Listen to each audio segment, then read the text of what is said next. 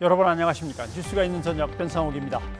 국제통화기금 IMF가 올해 우리나라 경제 성장률 전망치를 크게 올려서 조정했습니다.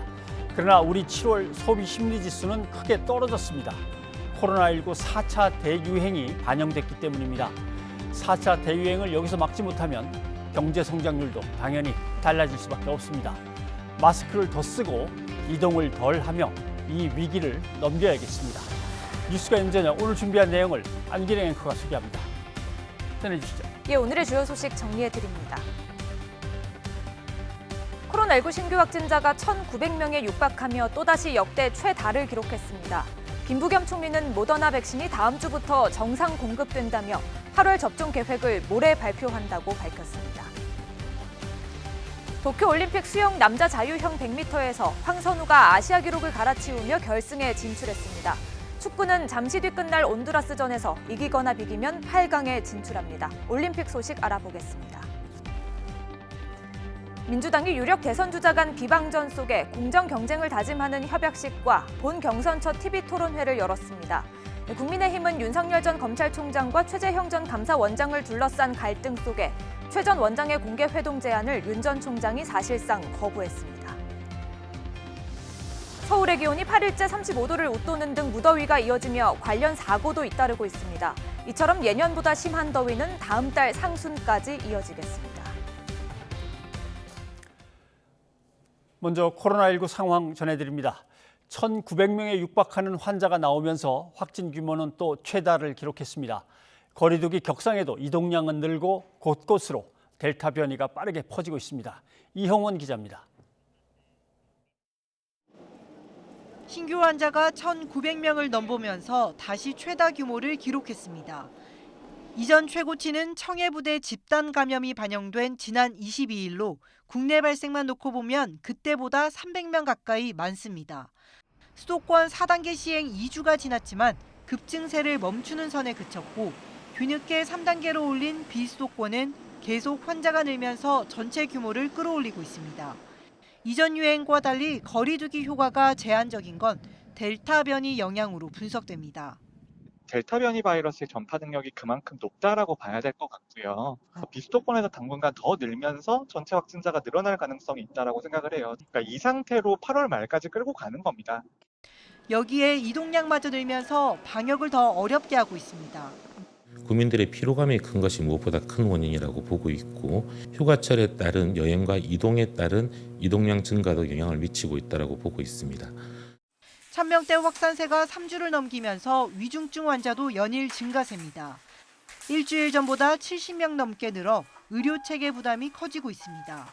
전문가들이 비수도권 급증세를 우려하는 것도 수도권과 비교해 병상과 의료 인력 등이 적기 때문입니다. 비수도권 이 상황에서 내 다음 주 800명, 1000명 가면 비수도권은 일주일도 못 버텨요. 그러니까 의료 체계를 권역으로 묶었을 때 그 권역에 빨간불이 들어온 권역은 4단계로 올릴 필요가 있는 거죠.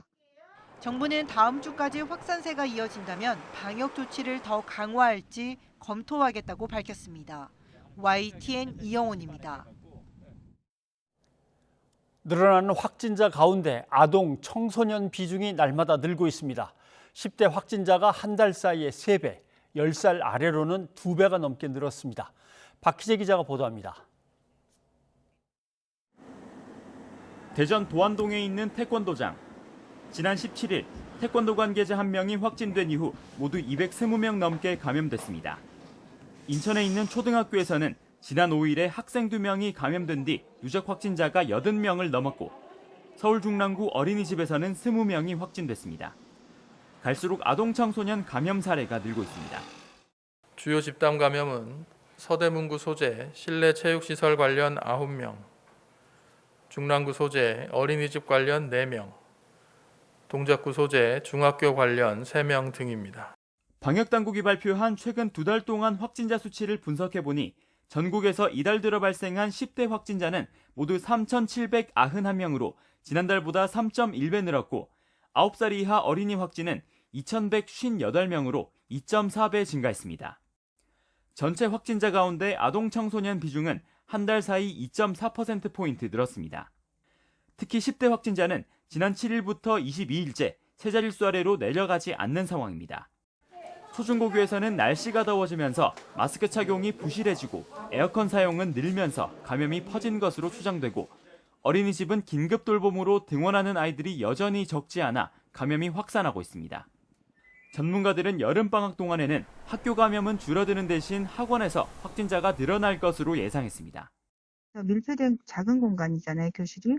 책상에 앉아 있지만 분명히 아이들이 또 모이잖아요. 그리고 1m 정도 간격을 두더라도 말씀하신 대로 이 에어컨이 나오기 때문에 에어로졸 감염이 될 수가 있어요. 그래서 아동 청소년들은 확진돼도 성인보다 증상이 덜하고 치명률도 낮지만 전신에 염증 반응이 나타나는 소아청소년 다기관 염증 증후군 사례가 국내에서만 6차례나 나온 만큼 안심할 수는 없습니다. 코로나를 앓을 때는 별로 증상이 없었는데 오히려 시간이 지나서 갑작스러운 고열이 난다거나 급성 복통으로 증상이 나타났었던 것 같아요. 이런 이유로 아동 청소년에 대한 백신 접종을 앞당길 필요가 있다는 목소리가 나옵니다. 유럽의약품청에서 최근 12에서 17세에 대한 모더나 접종을 승인한 가운데 우리 식약처에서도 모더나 접종 연령대를 18세 이상에서 12세 이상으로 확대하기 위한 심사에 착수했습니다. YTN 박희재입니다. 생산 차질로 공급이 미뤄졌던 모더나 백신이 다음 주부터 국내로 들어옵니다. 그런데 민주당의 송영길 대표가 구체적인 도입 물량을 언급하자 정부는 비밀 유지 협약에 위반될 수 있다며 유감을 나타냈습니다.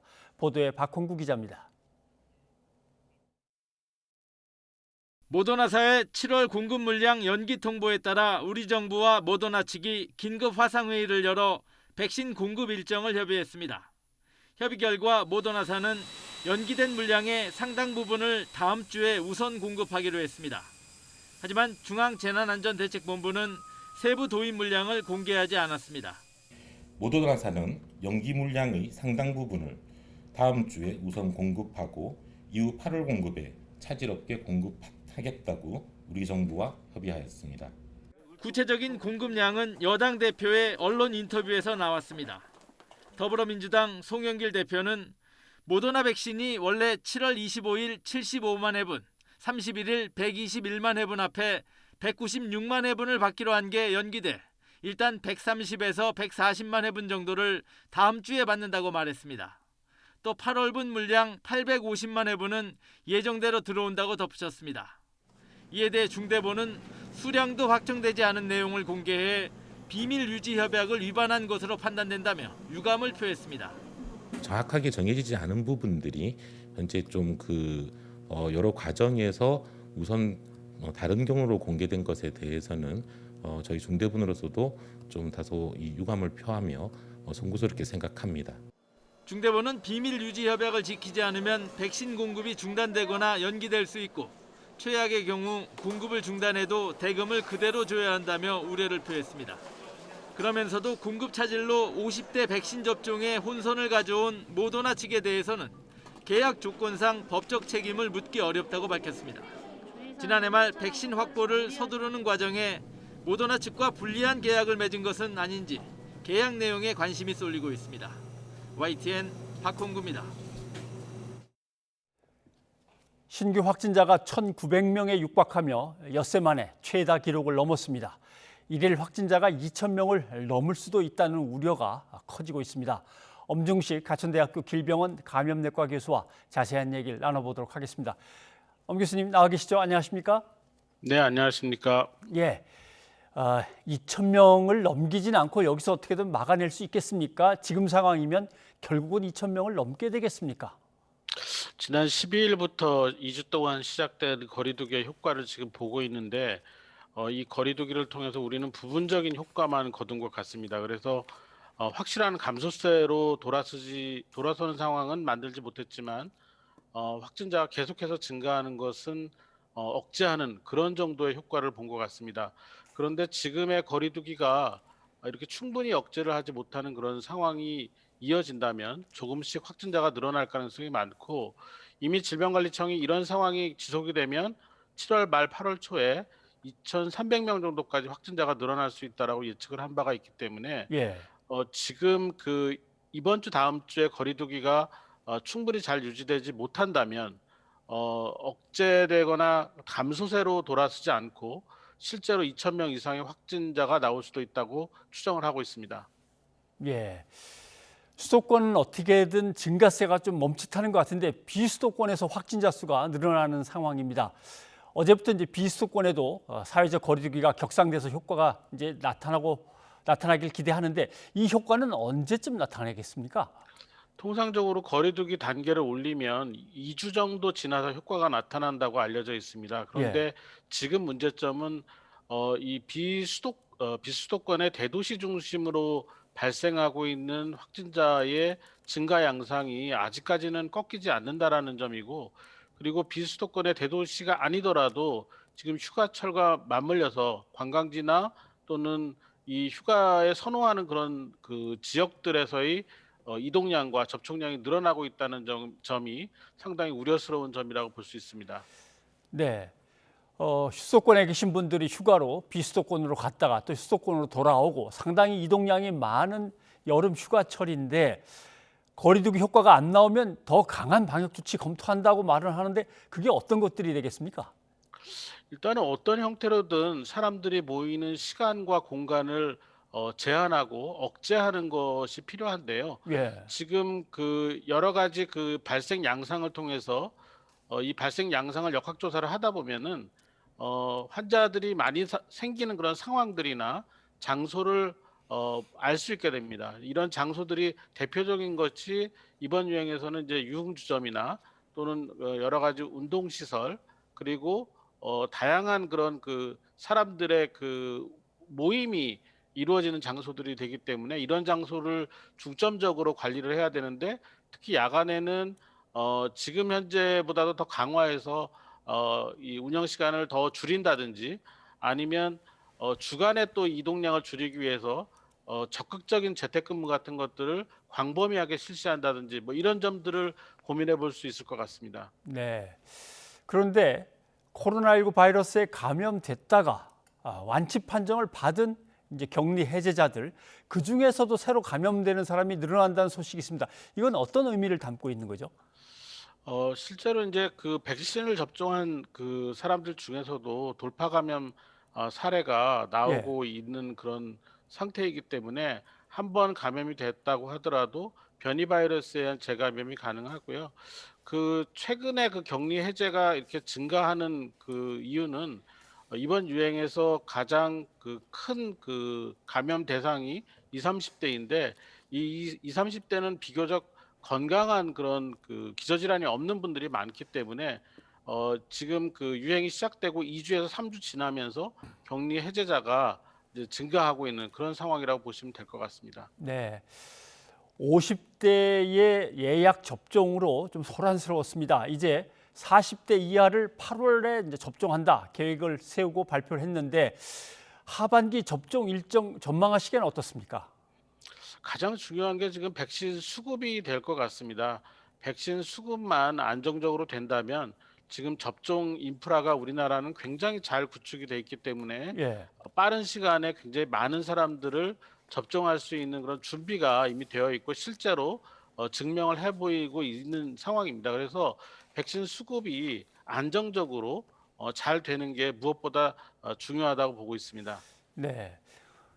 그런데 외국에서도 모더나 공급은 좀 차질이 그동안 있었다고 이제 얘기를 듣습니다. 이게 기술적인 문제인지 아니면 뭐 약간의 절차적인 문제인지 자꾸 되풀이되는데 혹시 국내에서 위탁 생산을 한다고 하는 그 물량을 우리가 바로 쓰고 그러기는 어려운 건가요? 그 모더나와의 그 계약 조건이나 이런 것들을 아직 정확하게 우리가 알 수가 없기 때문에 국내 생산을 한 모더나 백신의 그 국내 사용 자체를 바로 이어서 할 수 있을지는 정확한 파악이 안 되고 있는 상황입니다. 그런데 문제는 이 그 백신의 생산 라인을 구축하고 실제 가동을 시켜서 백신을 생산하는 그런 과정은 상당한 시간이 걸립니다. 그냥 몇 달 만에 그 해결이 되지 않을 수도 있기 때문에 이 부분에 대한 기대는 연내에 좀 쉽지 않다고 저는 생각을 하고 있습니다. 예. 뭐 백신 접종에 어떻게든 속도를 내고 있습니다만은 델타 변이 바이러스의 이제 우려도 계속 커지고 있습니다. 결국 11월에 집단 면역을 형성한다라고 하는 목표는 달성하겠습니까? 가능성은 어느 정도로 보십니까? 지금 우리가 70% 그러니까 전체 국민의 70%를 접종 완료하는 것을 집단 면역이라고 생각을 하고 있고 예. 그 시기를 11월로 생각을 하고 있습니다. 그래서 앞서 말씀드린 것처럼 백신 확보만 충분히 된다면 우리나라의 그 접종 인프라를 충분히 동원을 해서 11월까지 70% 접종이 가능하다고 생각을 합니다. 그런데 문제는 델타 변이 바이러스와 같은 새로운 변이 바이러스가 강력한 전파력을 보이는 이런 상황의 변화가 실제 우리가 집단 면역의 목표를 전체 국민의 70% 접종으로 가는 게 맞겠느냐, 오히려 좀 더 접종률을 올리는 것이 집단 면역 달성에 필요하지 않겠냐라는 논의가 있고요. 그렇다 보면은 80%, 90%까지 접종률을 올리려고 하다 보면 11월이 좀 부족할 수도 있다고 생각을 하고 있습니다. 네, 알겠습니다. 가천대학교 엄중식 교수님, 오늘 여기까지 듣도록 하겠습니다. 고맙습니다. 감사합니다.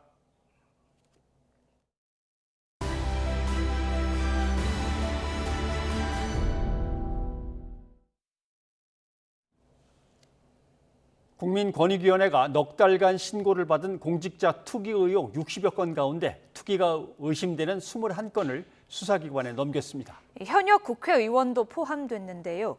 국민의힘과 정의당 등 5당 부동산 전수조사는 다음 달까지 한 달 연장됐습니다. 이재윤 기자입니다. 권익위가 수사를 의뢰한 공직자 투기 의혹 사례는 모두 21건입니다. 이 가운데 지금까지 2건은 특수본 수사 결과 혐의가 인정돼 검찰로 송치됐습니다. 둘 다 내부 개발 정보를 이용한 정황이 드러났습니다.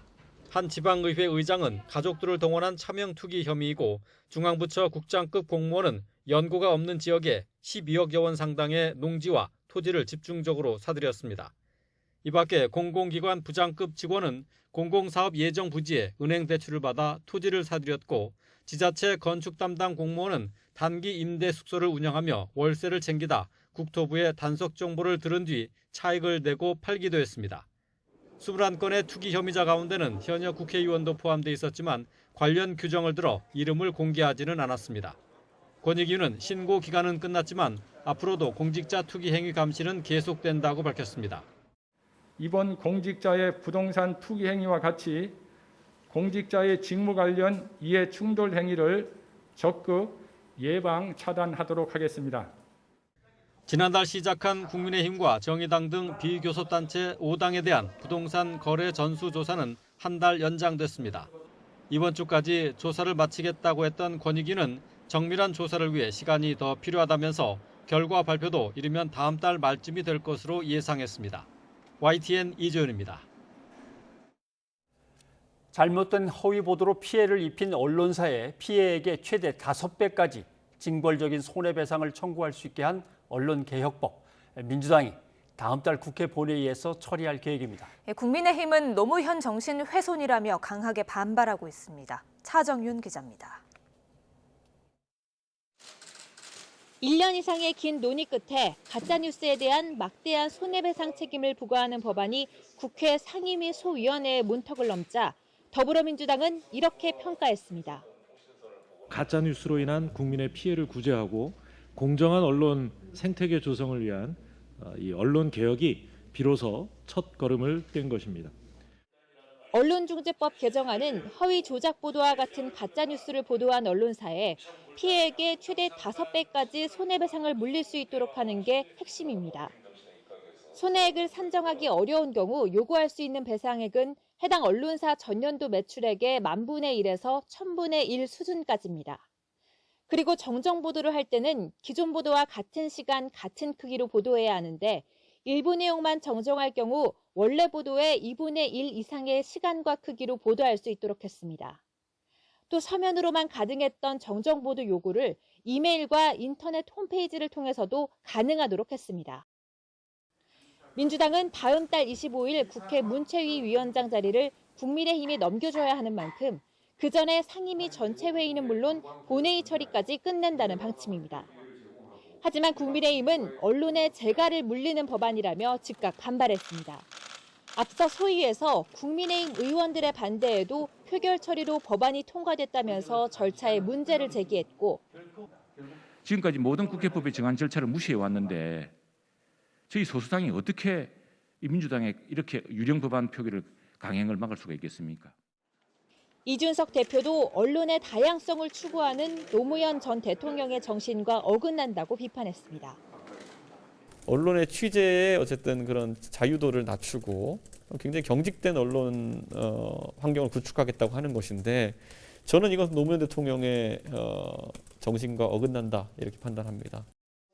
정의당도 언론 자유가 심각하게 위축될 수 있다며 여당의 강행 처리에 유감을 표했지만 현재로선 다음 달 안에 관련 법안을 처리하고자 하는 민주당의 의지에는 변함이 없어 보입니다.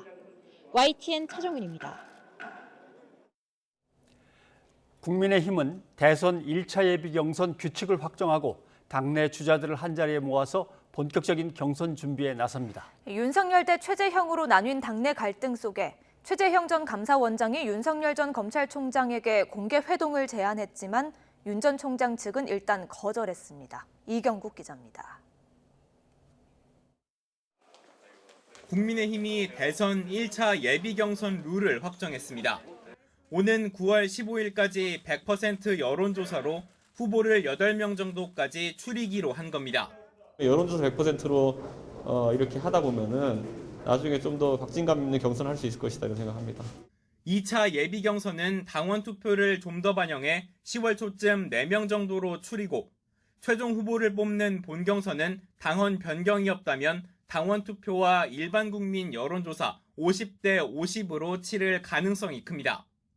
외부 주자를 고려해 당비를 한 번만 낸 신입당원이 투표에 참여할 수 있도록 하는 방안도 논의하고 있습니다. 윤석열 대 최재형으로 나뉜 당내 계파 갈등 양상에는 최재형 전 원장이 먼저 손을 내밀었습니다. 불안감을 없애주자며 윤석열 전 총장에게 공개 회동을 제안한 겁니다. 지금 1년에 일어나고 있는 이 상황들을 해결해야 되겠다라는 차원의 고민을 어젯밤까지 늦게까지 했습니다. 계파 정치가 다시 시작하면 안 된다. 하지만 윤 전 총장 캠프는 때가 되면 만나겠다며 민심을 듣는 후보의 시간을 존중해달라고 일단 거절했습니다. 지지율이 큰 차이를 보이는 상황에서 급하게 특정 후보를 만날 이유는 없다는 판단으로 보입니다. 윤 전 총장을 향한 당내 주자들의 견제는 좀 더 노골화됐습니다. 홍준표 의원은 윤 전 총장의 가족 스캔들을 지적하며 대국민 해명을 요구했고 원팀을 강조하던 원희룡 제주지사마저 윤 전 총장이 대통령이 돼 청산에 나선다면 보복 프레임에 걸려들 수 있다고 우려했습니다. 국민의힘은 당내 대선 주자를 한자리에 모아 경선버스에 시동 걸 채비에 나선 가운데 입당에 대한 윤석열 전 총장의 결정의 시간은 다가오고 있습니다. YTN 이경국입니다. 윤석열 전 검찰총장의 부인 김건희 씨의 과거 유부남 동거설 공방이 급기야 법적 다툼으로 번지게 됐습니다. 김 씨는 최근 신생 매체인 뉴스버스와의 인터뷰를 통해 윤 전 총장을 만나기 전 유부남인 양 전 검사와 동거했다는 의혹에 대해 사실이 아니라고 말했습니다. 양 전 검사와 해외여행을 함께 갔다는 주장 역시 부인했죠. 하지만 공교롭게도 김 씨가 먼저 반박하고 나서면서 의혹은 오히려 확산하는 상황이 벌어졌는데요. 탐사보도 온라인 매체인 열린공감TV는 양 전 검사 모친과의 대면 인터뷰를 근거로 김 씨와 양 전 검사의 동거설이 사실로 확인됐다고 보도했습니다. 해당 보도에서 양 전 검사의 어머니는 김 씨를 잘 안다며 동거설을 인정하는 듯한 발언을 했는데요. 하지만 양 전 검사 측은 입장문을 내고 김 씨와 어떠한 사적 관계도 없었다고 일축했습니다. 또 취재진이 신분을 속이고 치매를 앓고 있는 어머니에게 접근해 원하는 답을 유도했다며 치매 진단서와 처방전을 공개하기도 했습니다. 윤석열 캠프도 보도 내용 모두 사실무근이라며 폐륜 취재이자 심각한 범죄 행위라고 비판했습니다. 그러면서 열린공감TV 취재진을 주거침입과 명예훼손 등의 혐의로 형사 고발했는데요. 윤 전 총장 역시 관련 질문에 객관적으로 확인해보라고 반문했습니다. 부인 되시는 분께서 전 검사와 부적절한 관계였다 이런 내용의 통화상 보도를 했는데 객관적으로 좀 확인을 해보시죠. 그 어떤 분이 그런 말씀을 했으면 그게 맞는 말인지 잘못된 말인지 그분의 말씀을 좀 검증을 해보면 되지 않겠습니까? 이에 대해 열린공감TV 측은 취재임을 밝혔고 양 전 검사 어머니의 정신은 온전했다며 물러서지 않았습니다. 또 치매 환자라고 해도 없는 이야기를 지어낸 것이 아니라 기억에 남아있는 것을 이야기한 것이라며 양 전 검사 어머니의 진술을 그대로 방송한 것뿐이라고 강조했습니다.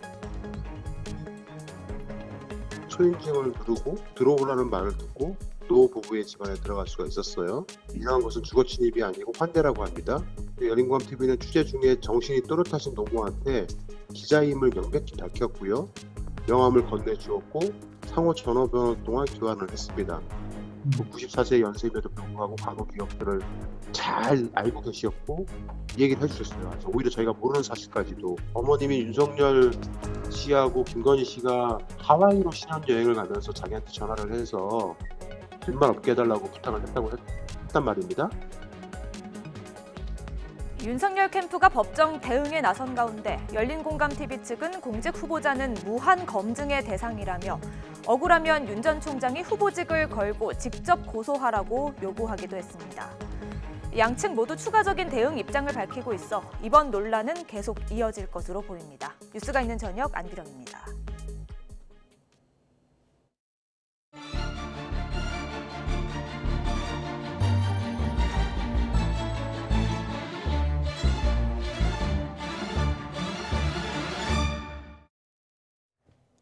네, 이어서 더불어민주당의 대선 후보 경선 소식 알아보겠습니다. 오늘 본경선 첫 번째 TV 토론이 진행됐습니다.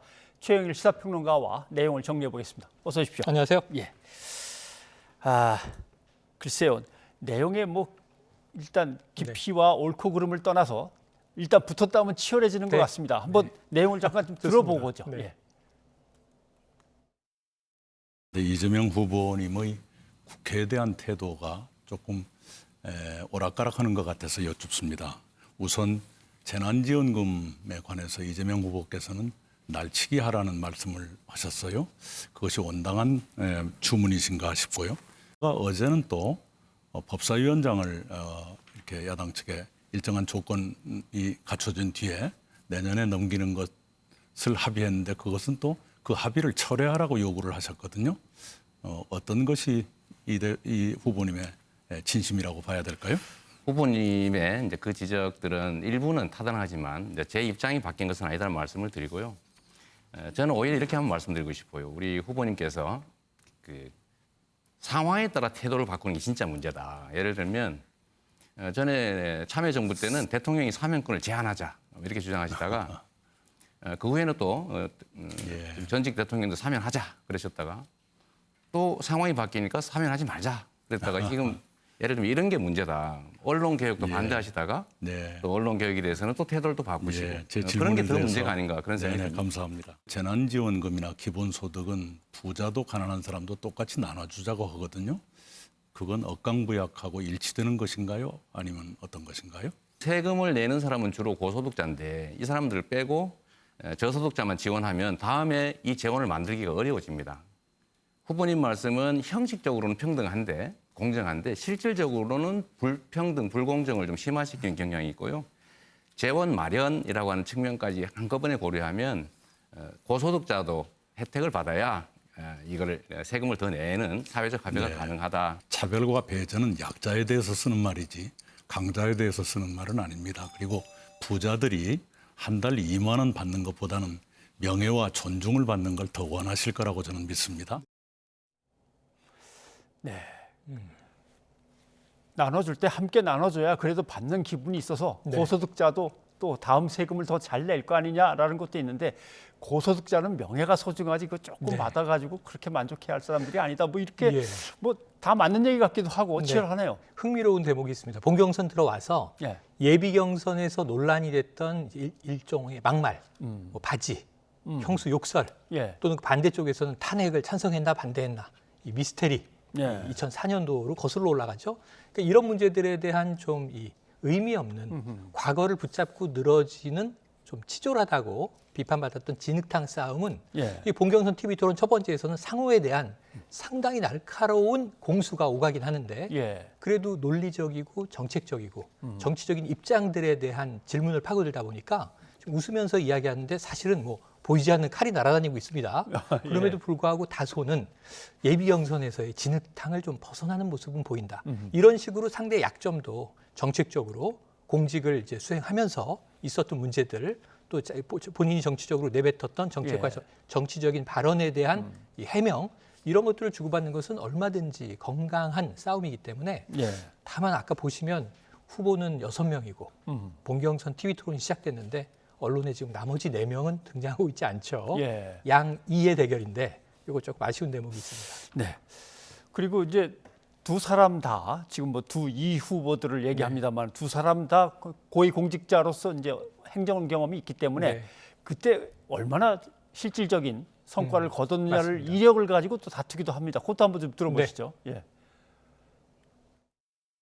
우리 이낙연 후보님께서는 아주 오래 공직자 생활을 하셨는데 공약 이행률은 뭐 그렇게 우수하지 못하신 것 같아요. 제가 언론을 통해서 봤는데 왜 그렇게 공약 이행률이 낮은지 못 지킬 약속을 하신 건지 지킬 수 있는데 안 한 것인지 좀 궁금하고요. 공약 이행률은 어떤 보도의 제목만 보신 것 같습니다. 15년 공약 이행률 보면 21개 중에 20개를 이행한 것으로 2016년에 평가가 됐고요.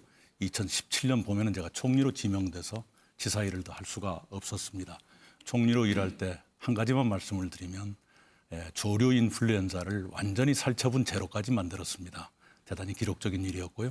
공직자가 가져야 될 덕목이 3가지 정도가 있다고 생각합니다. 첫째는 권력을 위임받는 대가로 국민에게 한 약속을 반드시 지켜야 된다. 공약 이행률 정말 중요하고요. 두 번째는 주어진 권한을 활용해서 국민의 삶을 바꿔야 된다. 즉 실적이 중요하죠. 유능함을 증명해야 된다. 세 번째는 청렴해야 된다고 생각합니다. 이 3가지 덕목에서 저는 완벽하지는 못하겠지만 상당히 지켰다고 생각하는데 우리 후보님께서는 자신 있으신지 한번 여쭤보고 싶습니다. 부족함도 많이 있었겠지요. 그런데 이거 하나는 말씀드리고 싶습니다. 농도, 전라남도가 2014년에 고용노동부의 일자리 종합대상을 받은 적이 있습니다. 좀 엇갈리네요. 아니 공약 이행이 왜 이렇게 저조합니까라고 하는데 아니 공약 이행 숫자가 있고 상 받은 게 있는데 왜 그러느냐 이렇게 되는 것 같습니다. 그러니까 앞부분 아까 처음에는 사실 이낙연 후보는 이재명 지사의 의정 경험이 없다는 걸 파고듭니다. 국회에 대해서 날치기 처리를 하라.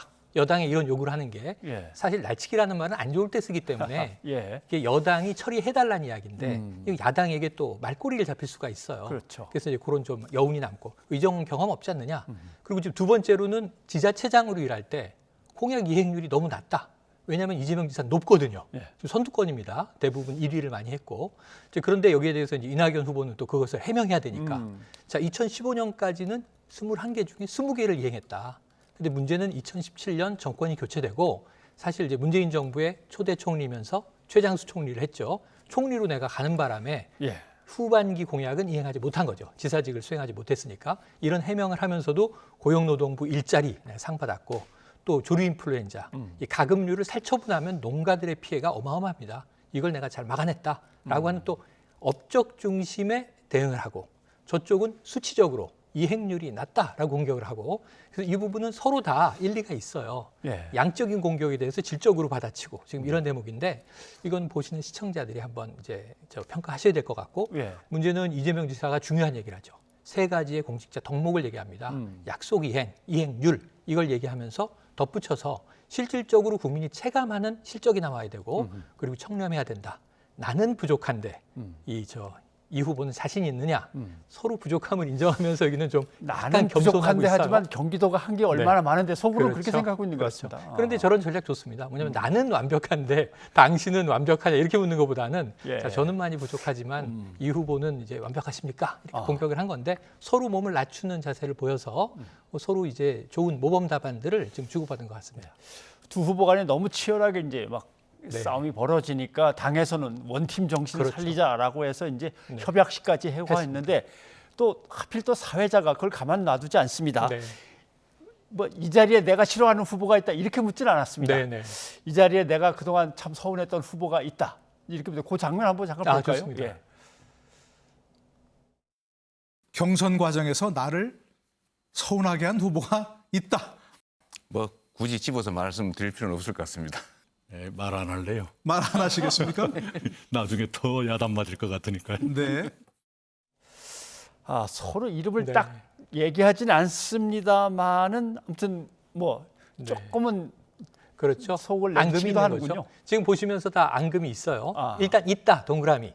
근데 이 원팀 협약식이니까 예. 여기서 또 바로 이재명 후보다, 이낙연 후보다 이러면은 언짢아지죠. 그래서 서로 웃으면서 말 안 할래요. 야단 맞을까 봐 좀 귀엽게 표현하는 뭐 이낙연 후보라든가 예. 그리고 이제 이름을 언급하지 않는 뭐 이재명 후보라든가 사실 추미애 후보도 동그라미 쳤는데 예. 화제가 지금 안 되고 있죠. 예, 섭섭한 그렇죠. 게 많은 후보인데 노동일 교수가 좀 짓궂으셨는데 어쨌든 재밌는 장면이 연출됐고요.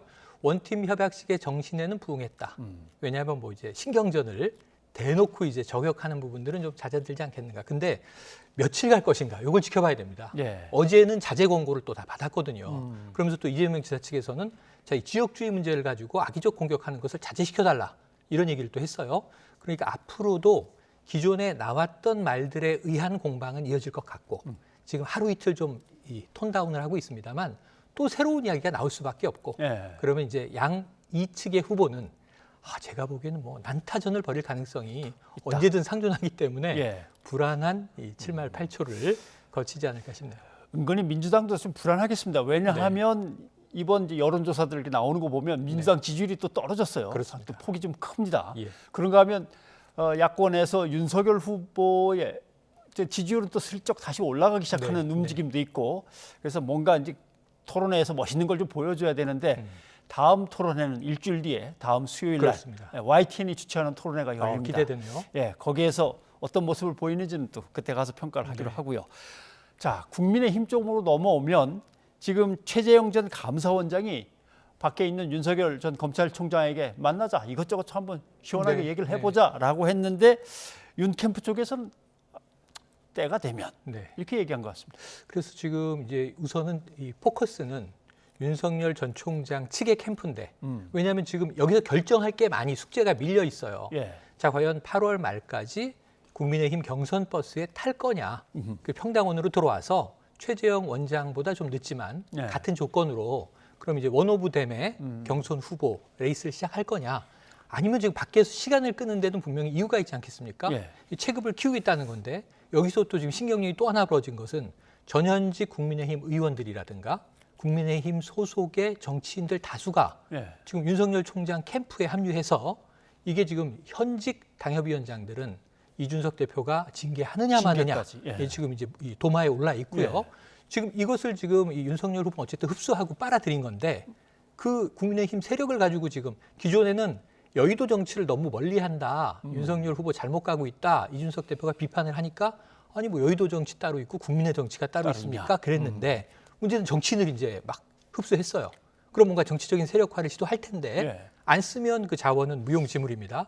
근데 문제는 국민의힘과 입당 전에 이런 일이 벌어지다 보니까 또 갈등 양상이 됩니다. 예. 최재형 전 원장은 상당히 안전한 상황이죠. 그렇죠. 조직 내에서 보호를 받으면서 세력화를 하고 있어요.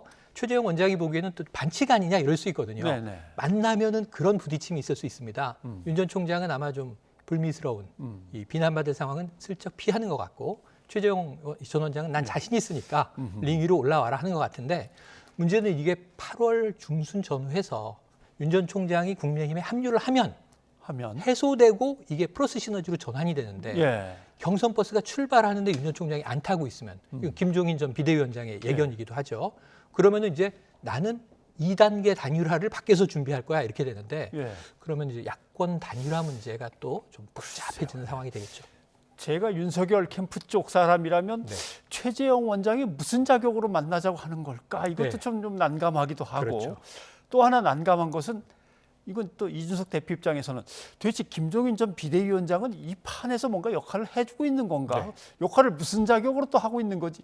상당히 좀 얽혀 있습니다. 얽혀 있습니다. 서로. 지금 이미 또 윤석열 전 총장 쪽 캠프에 합류한 다수의 국민의힘 인사들이 김종인계 인물들이다. 아하. 그래서 지금 김병민 이제 전 의원 같은 경우에는 그렇죠. 예. 이 김종인 전 위원장이 이건 암묵적으로든 명시적으로든 동의하고 있기 때문에 우린 참여했지 그렇지 않으면 나는 안 왔을 것이다 얘기를 하고 있기 때문에 그럼 공개적으로 김종인 전 위원장이 육성은 아니지만 전원으로 이것을 지금 승인한 그런 상황으로 또 이렇게 흘러가고 있거든요. 예. 그러니까 이게 지금 이 3파전이 벌어지고 있어요. 국민의힘 내부의 세력. 여긴 지금 뭐 홍준표 의원처럼 예. 들어오기만 해봐라. 이미 지금 뭐 센 부정적인 표현을 하고 있는 그렇죠. 윤 전 총장의 대립각이 여러 존재하고 최재형 전 원장도 지금은 점잖게 얘기하지만 결국은 부딪혀야 할 상대임은 확실하고 그다음에 문제는 그 중간에서 킹메이커를 자임하면서 드러나지 않게 조율하는 게 김종인 전 비대위원장인데 사실은 지금 긍정과 부정의 입장을 다 표하고 있거든요. 예. 그러니까 김종인 전 비대위원장의 확실한 내심은 무엇이냐. 이것도 또 해석하기 위해서 여러 가지 복잡한 또 변수들이 등장을 하고 지금 야권 단일화, 단일 후보의 이 문제가 복잡해지고 있고요. 여기 또 하나 국민의당이 틀었죠. 지금 그런데 우선을. 도대체 잘 용어가 정리가 안 됩니다. 네. 합당이라고 하는데 합당이 문제가 아니고 통합이 문제다라는데 이게 뭐가 좀 다른 건가요? 그러니까 지금 수평적 합당을 국민의당은 요구하는 거고요. 당대당. 네, 당대당. 그러면서 심지어는 뭐 규모는 의석 분포를 비롯해서 많이 차이가 있지만 예. 그럼에도 불구하고 뭐 102석 대 3석의 이 합당이 아니라 수평적이라 하면 거의 5대5의 지분을 요구하는 거예요. 거기서 약간의 이제 양보의 카드가 일부 있을 수는 있겠습니다만 거의 수평적 자격을 부여해 주고 이 국민의힘이 지금 받아들일 수 없는 건 당명 바꿔야 된다는 거잖아요. 지금 국민의힘으로 재보선을 승리해서 서울시장, 부산시장 가져오고 이걸 좀 파죽지세로 이준석 이 컨벤션 효과를 노리고 청년 이미지와 함께 중도 이제 외연 확장, 대선으로 간다. 윤석열도 들어와라, 안철수도 들어와라 이건데 지금 윤석열도 잘 안 움직이고 지금 안철수의 정당입니다. 정당 대 정당은 합당이 어려워져 있고 좀 그러니까 이 상황에서 이 8월 말에 경선 버스가 출발하면 또다시 국민의힘 내부 잔치가 되거든요. 그럼 또다시 2단계, 3단계를 또 도모해야 되는 복잡한 숙제가 남기 때문에 제가 보기에 지금 이준석 대표의 머리가 아주 터질 것 같습니다. 한쪽이 보수를 대표하고 한쪽이 중도를 대표한다면 당대당으로 딱 만나면 되는데 그것도 뭐 계산해 보면 뭐 서로 또 입장이 다를 것이고 서로 다 이 지지층이 중첩돼 있다고 봐야겠죠. 어차피 정치라는 게 뭐 그렇게 흘러가긴 합니다만은 시간은 계속 가고 있습니다. 그렇습니다. 최영일 평론가 오늘 여기까지 듣도록 하겠습니다. 고맙습니다. 고맙습니다. 정부가 대국민 담화를 통해서 집값이 크게 떨어질 가능성을 경고하며 수요자들의 신중한 결정을 당부했습니다. 실수요자 외에는 부동산 대출을 최대한 억제하고 부정청약과 투기 등을 강하게 단속하겠다고도 밝혔습니다. 권남기 기자입니다. 첫 발표자로 나선 홍남기 부총리는 또다시 집값 하락론을 꺼내들며 가격 조정이 있다면 큰 폭이 될 것이라고 경고했습니다. 저는 시장의 예측보다는 좀 더 큰 폭으로 나타날 수도 있겠다는 그런 예상을 하게 됩니다. 집값이 이미 최고 수준인데다 기준금리 인상 움직임 등 대내외적 상황도 조정 가능성을 크게 만들고 있다는 겁니다. 홍 부총리는 앞서도 여러 차례 경고성 메시지를 내놨지만 그때마다 시장의 반응은 차가웠고 가격은 꾸준히 올랐습니다. 홍 부총리는 이어 기대 심리와 투기가 집값을 올리고 있다며 사실상 집을 사지 말아달라고 호소했습니다. 지금은 불안감에 의한 추격 매수보다는 진중하게 결정을 해 주셔야 할 때라고 보여집니다. 이런 호소와 함께 채찍으론 대출 규제 카드를 꺼내들었습니다. 실수요자를 제외한 부동산 대출을 최대한 억제하겠다고 밝혔고 은성수 금융위원장은 여기에 더해 하반기엔 제2금융권 등의 가계 대출을 더 엄격하게 관리하겠다고 덧붙였습니다. 가계부채 증가율이 올해 목표로 삼은 5 내지 6% 수준, 내년에는 과거 안정됐던 4% 수준에서 억제될 수 있도록 정부는 이와 함께 위장 전입과 같은 아파트 부정 청약과 지분 쪼개기 수법의 기획부동산 투기 등 시장 교란 행위를 강하게 단속할 것이라고 강조했습니다. 정부의 이번 담화를 두고 새로운 정책 방향을 제시하기보단 기존 대책을 다시 강조하고 시장 안정을 읍소하는 수준에 그쳤다는 평가가 나옵니다. YTN 권남기입니다. 정부는 또 부동산 시장의 안정을 위해서 주택 공급 확대에 힘을 쏟기로 했습니다. 특히 오늘부터 시작된 3기 신도시의 사전 청약을 공공택지의 민영주택 등으로 확대하기로 했습니다. 신윤정 기자입니다. 정부가 대국민 담화에서 부동산 시장 안정을 위해 가장 강조한 건 충분한 주택 공급이었습니다. 정부도 충분한 공급이 시장 안정의 첩경이라는 점을 깊이 인식, 양질의 주택이 신속히 공급될 수 있도록 하는데 홍남기 부총리는 이를 위해 하반기 주택 공급 확대에 모든 정책 역량을 쏟아붓겠다고 밝혔습니다. 기존 공급 계획은 속도감 있게 이행해 나가고 추가적인 택지 확보에도 나서겠다고 말했습니다. 정부는 또 공급 효과를 앞당기기 위해 LH 분양에만 적용하고 있는 사전 청약을 확대하기로 했습니다. 공공택지의 민영주택과 이사대책으로 서울 도심에 공급되는 아파트까지 확대하는 방안입니다. 청년층의 매수 수요가 좋은 입지에 저렴하게 공급될 신규 주택 청약으로 빠르게 전환될 것으로 기대합니다. 공공택지에서 민간 공급 물량이 40%에 이르고 공공주택 복합사업과 공공재개발 등 후보지 발굴이 속도를 내고 있어서 상당한 물량 확보가 가능할 것으로 정부는 전망하고 있습니다. 예상 물량과 대상 입지, 사업자 혜택 등 구체적인 방안은 다음 달에 발표하기로 했습니다. 이런 가운데 인천, 계양 등 3개 신도시를 포함한 수도권 신규 택지에 대한 사전 청약이 시작됐습니다. 정부 바람처럼 사전 청약이 청약 대기 수요를 해소하고 이른바 패닉 바잉을 멈춰 세울지 주목됩니다. YTN 신윤정입니다. 지난 6월 광주 재개발 현장에서 철거 중인 건물이 무너져 17명이 숨지거나 다쳤습니다. 참사 한 달 반 만에 경찰이 붕괴의 원인 수사 결과를 발표했습니다. 무리한 철거 방식과 안전 불감증이 복합적으로 작용한 인재라는 사실이 다시 확인됐습니다. 김민성 기자입니다. 지난 6월 광주 재개발 구역에서 발생한 철거 건물 붕괴 사고. 9명이 숨지고 8명이 다쳤습니다. 무너진 건물이 하필 도로에 서 있던 시내버스를 덮쳐 피해가 컸습니다. 이후 한 달 반 동안 경찰은 국과수 감정을 거쳐 사고가 복합적인 인재에서 비롯됐다고 결론 내렸습니다. 우선 철거업체는 건물 아래쪽을 먼저 철거한 뒤 내부에 흙을 채워 건물의 불안정성을 키웠습니다. 또 횡하 중, 다시 말해 가로로 미는 힘에 취약한 디귿자 형태로 철거를 진행했습니다. 참사 당일에는 쌓아올린 흙에 평소보다 훨씬 많은 양의 물을 뿌렸는데 이 또한 건물이 도로로 쏟아지는 것을 부채질한 것으로 보입니다. 건물 뒤편에서 도로 방향으로 4층, 5층을 한꺼번에 내부로 파고 들어가는 방법으로 작업을 진행해 건물을 디귿자 형태를 만들어 이렇게 위험한 철거 공사가 진행되는 동안 사고 건물 감리자는 단 한 차례도 현장 감리를 하지 않았습니다. 원청업체인 현대산업개발과 하도급업체 현장 관리자들도 공사가 엉터리로 진행되고 있다는 걸 알면서도 손 놓고 있었습니다. 철거공사 계약 체결 과정 역시 금품 수수와 입찰 담합, 다단계식 불법 재하도급이 뒤엉킨 그야말로 복마전이었습니다. 공사와 직접 관련이 있는 감리, 원청회사, 하도급업체, 불법 재하도급업체 관계자 등 9명을 업무상 과실치사상 혐의로 입건하고 붕괴 원인과 책임 소재 규명을 마치며 반환점을 돈 수사. 이제 경찰은 철거 계약 비리와 재개발 사업을 둘러싼 각종 의혹 규명에 수사력을 모을 예정입니다. YTN 김민성입니다.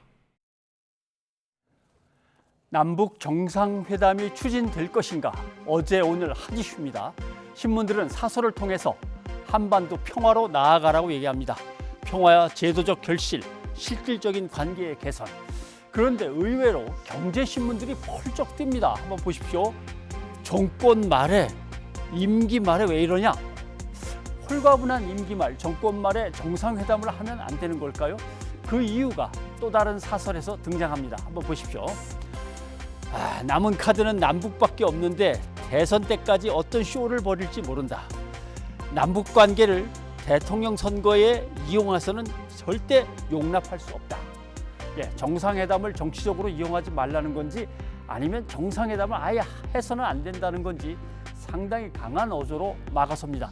그래서 박근혜 전 대통령 재임 당시의 사설을 제가 한번 뒤져봤습니다. 보십시오. 2013년입니다. 남북 관계를 풀려면 역시 정상회담이지. 그다음에 박근혜 대통령의 남북 대화 의지를 북한은 결코 가볍게 봐서는 안 된다. 강조를 하는군요. 2년 뒤에 다시 남북 정상회담이 거론이 됐었습니다. 그때를 또 한번 보시죠. 결국 박근혜 대통령이 김정은 위원장을 만나서 근본적인 문제들을 논의해야 한다. 박근혜 대통령은 남북 정상회담을 정치적으로 정략적으로 이용할 사람이 아니다라는 얘기입니다. 왜 누구는 되고 누구는 안 되는 걸까? 정부가 정략적인 겁니까? 아니면 언론이 정략적인 겁니까? 변상욱의 앵커 리포터였습니다.